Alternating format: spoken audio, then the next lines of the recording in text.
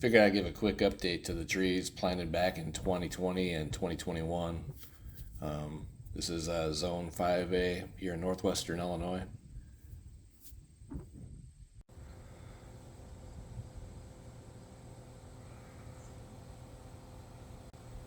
Today is August 25th, 2024, and this is the first tree here. There was a wildfire black gum here, and it didn't make it, unfortunately. So, in the fall of 2021, planted this tulip tree, and it's grown about a foot or so since then. So, still trying to get established.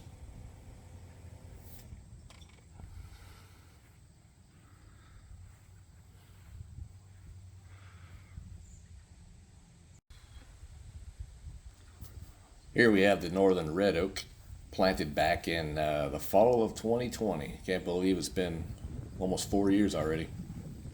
Yeah, this one's grown probably a couple feet, but the most impressive change with this tree for sure has been the trunk has really thickened up over the last couple years. So it's much stronger now. Still no acorns yet, but that's to be expected. But this is starting to take off pretty good now. So the leaves are kind of mangled looking because it's been hit by some Japanese beetles. But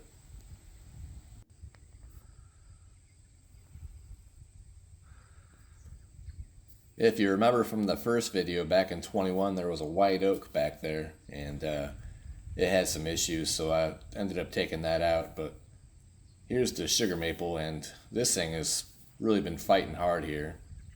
It grew pretty well in 2022, and the last couple of years it just hasn't grown very much, and the leaves, as you can see, are pretty mangled by some Japanese beetles. So this thing's really fighting, but it's still hanging in there. So out front here now, this is the Autumn Blaze maple, which already has a little red on the top, which is pretty early for late August. That's over 20 years old now. And this is the pin oak planted just last year, and that replaced the dawn redwood, which unfortunately didn't make it. I think the winters here are just a little too tough here in northwestern Illinois. But this pin oak put in last year is doing pretty well. It's growing probably a few inches, but it's still early on and getting established. And lastly, the celebration maple.